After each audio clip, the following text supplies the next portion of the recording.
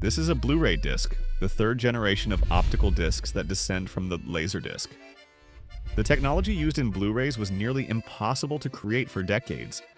However, in 2005, they were released to the market with a theoretical maximum capacity of 25 gigabytes. But how did they manage to fit movies like Endgame or games like GTA 5, which are nearly 100 gigabytes in size, onto these discs without increasing their size a bit since the first CDs were launched in 1982? Well, stay tuned, that I'll tell you.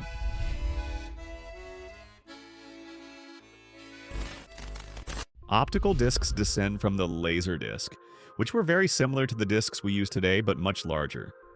While they were the first discs created using optical technology, they never became as commercially popular as the ones we know. The basic technology for storing data on these discs is by creating holes in the surface to represent data. And the smaller you can make these holes, the more information you can store on the same surface.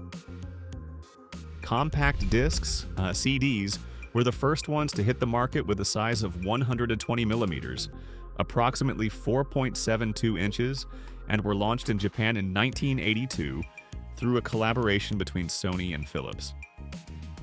In terms of data, they had a capacity of about 700 megabytes, but back then, that unit of measurement wasn't as commonly used. The truth is, Sony and Philips wanted the capacity of the disc to be about 74 minutes, approximately the length of Beethoven's Ninth Symphony. CDs were mainly for audio, and although there were versions to include video, like VCDs, the ones that made this technology popular for storing movies and video were DVDs. They used the same technology but were more sophisticated with a higher capacity of about 5 gigabytes. For decades, DVDs were the standard for distributing almost everything: albums, movies, series, video games, software, and documents.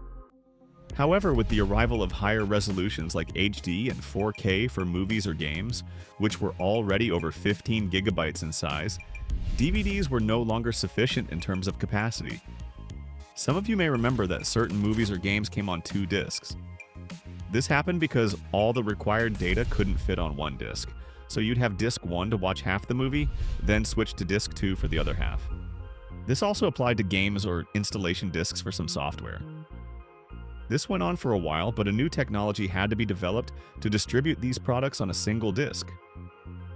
In 2005, Blu-ray discs were launched in the US with a capacity of 25 gigabytes of storage, surpassing their DVD predecessors by 5 times. They quickly became popular because of their superior capacity, but this transition didn't happen instantly since regular DVD players couldn't read Blu-ray discs. You had to buy a new player, which was quite expensive in the early years. But why did this happen? To understand, let's look at how optical discs work. A disc is made up of layers of reflective and non-reflective materials, which is why they have that shiny appearance. Data on optical discs is stored in binary, the format for practically everything we know: movies, photos, music, etc. Binary is made up of only 2 possible values, 1 and 0, which is why it's called binary. Now, how do we store data in binary on the surface of an optical disc? This is our disc. At this profile viewing angle, we can see the 2 layers we just talked about. The top layer is made of reflective material, kind of like a mirror that bounces back light when we point it at it. The way data is stored is by creating holes in this reflective layer. The method for increasing capacity from 700 megabytes in 1982 to 25 gigabytes today was mainly by making these holes smaller on the same surface. That's why the discs haven't grown a single inch in size over all these years. At the top, we have a laser that points at the disc and a light receiver next to it. When we look at the disc in this plane, we can notice dents and bumps, which we can better understand as valleys and mountains. When the laser hits a valley, the light doesn't reflect at that part of the disc, so the binary value is 0. But when the laser hits a mountain, it encounters the reflective material, causing the light to bounce back to the receiver, and that part of the disc is assigned a binary value of 1. This way, using valleys and mountains, we can represent binary code on the surface of optical discs.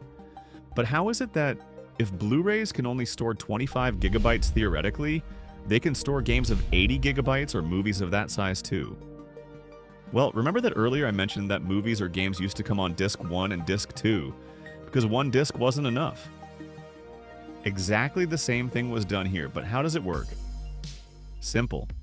By adding a layer of data beneath the one we already had. Easy, right? But there's something strange. How can the laser read the data from the lower layer if there's another layer on top? The solution is simply in how light behaves. By changing the focus of the laser, it can pass through the first layer, which was reflecting, and read the data from the layer beneath it. This way, we can stack multiple layers on top of each other to store more and more data. It's just like having disc 1 and disc 2, but in a single disc. Simply fascinating. Well, you're probably asking, how can a laser reflect off a surface and also pass through it to read data underneath? Don't worry, I asked myself the same thing when researching. What happens is that this process relies on the nature of how light behaves, based on the principles of quantum mechanics. Even scientists find this tricky to understand sometimes, but it works, and it works beautifully. Thanks to this, we can now distribute games and movies that are several gigabytes in size on a single disc. Currently, there are no 300 or 500 gigabyte discs, because there's simply no demand for them. There are Blu-ray discs with triple or quadruple layers, with a maximum capacity of around 130 gigabytes. However, dual-layer discs are usually sufficient for most multimedia products. It's also worth mentioning that creating a 6 or 8-layer disc is very difficult. And of course, optical discs are no longer the primary method of distribution for everything like they used to be. The reason why a regular DVD or CD player can't read Blu-rays is that the holes in these discs are smaller. And in order to read them, you need blue or violet light, which has a shorter wavelength suitable for the smaller holes in these discs. That's where the name Blu-ray comes from. An interesting and curious fact is that CDs and DVDs used red or infrared lasers, but Blu-ray technology was delayed for a long time, mainly because creating blue LEDs was a nearly impossible challenge for engineers for decades. Only red LEDs existed, and later green LEDs were created. It wasn't until 1994 that Japanese scientist Shuji Nakamura succeeded in creating the first efficient blue LED. And thanks to this invention, we now see this video on an RGB screen, and our world is as we know it today. But that's a topic for another day. Thank you so much for watching this video. Thanks for subscribing. I respond to all comments, so leave me one below. Tell me if you ever had a movie with disc 1 and disc 2, or why not disc 3? See you in the next video. Bye!